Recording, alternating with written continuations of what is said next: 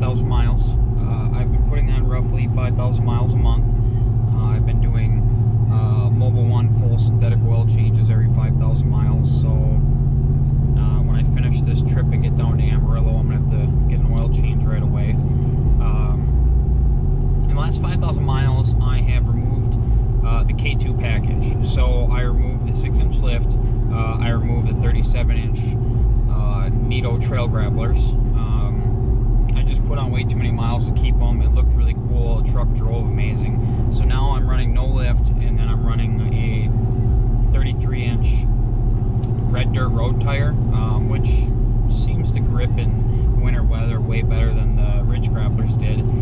But I still might switch over to a more of a low rolling resistance street tire for the amount of miles I put on. I'm basically averaging 16 miles per gallon between highway and city right now, which isn't bad. I did break my aftermarket computer. Someone dropped something underneath my hood and busted it, so I'm running on the stock computer right now.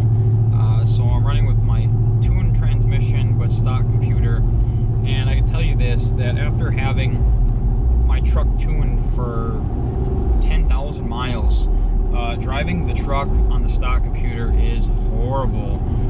It just feels so gutless and crappy.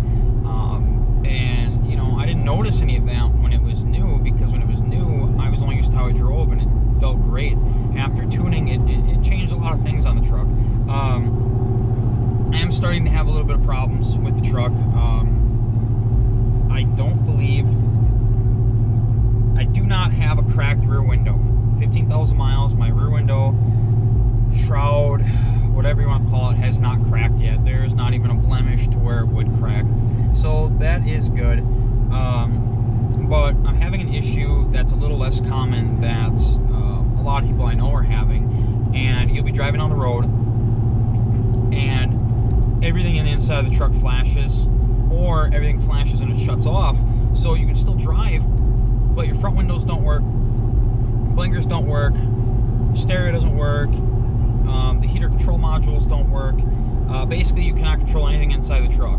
Cruise control doesn't work, but you can still drive it, and it will show you a speed, and your center gauge cluster will stay on whatever screen you left it on last.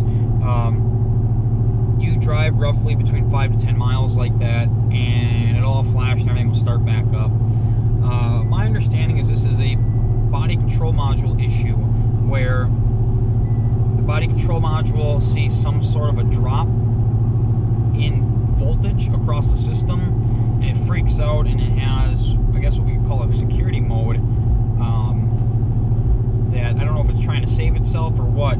So when it comes back on, then you get the red security light on the top right above your gauge cluster. And then when it happens again on the same drive, the security light will go away.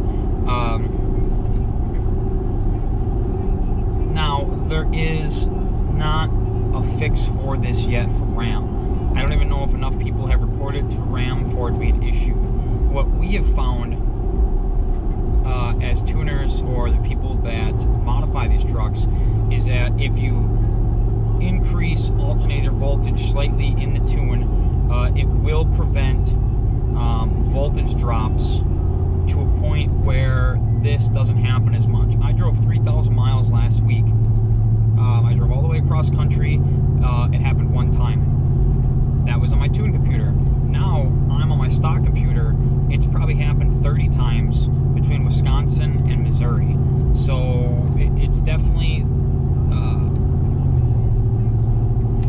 increasing the voltage of the alternator definitely helps a lot.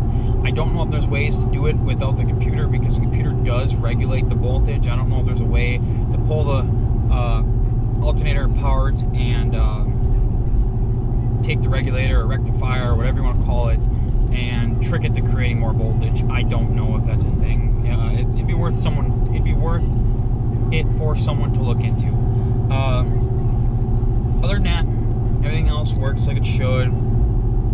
Heated seats, windows, having any problems. I got paint coming off on the front. Any place where basically the rocks hit it, the paint's missing. Missing paint on the fenders where they come over into the liner. which I'm guessing is rocks from the wheels hitting them. Other than that, the body's great. The paint's really not that bad. You know, it might just be the color. It's hard to tell on this color.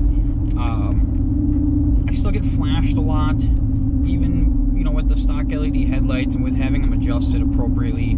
I do get flashed a lot still. I get flashed way less now that the truck is lower, obviously, but it still happens. Yep, see right there, everything just, you can hear the beep, everything just shut down. This isn't the full shutdown. This is where it beeps a bunch of times, like your seatbelt's not on, or like when you first start the truck. And then from there, this one's fine. Everything's gonna run perfect. Hold on a second here.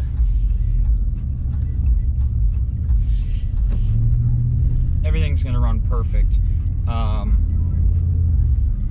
the hell? Sorry, I got my GPS on and it's telling me all kinds of weird stuff here. Hold on. Took a wrong turn apparently. Middle of fucking nowhere. So, other than that, it's a great truck. It gets decent fuel mileage. I mean, I got the stock computer in it right now, and I'm averaging 16. You know, with my computer in it, with my tuning, I'm probably a little bit closer to 16.5 for the same exact trip. And that's with these big 33s on it. I shouldn't say big 33s, but they're wide and they're extremely resistant to the pavement, unlike a street tire. I'm looking at swapping back to a street tire to see if I can get it closer to average, closer to 17 or 18, just make it a little bit more affordable to drive. Also, I don't know if I talked about octane on the last video or not.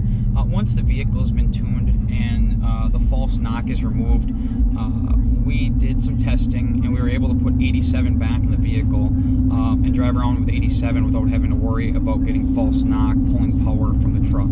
So I don't know if it's good news to some people or not, but so I only put 91 in or higher when I know I'm going to be doing some dyno testing on parts.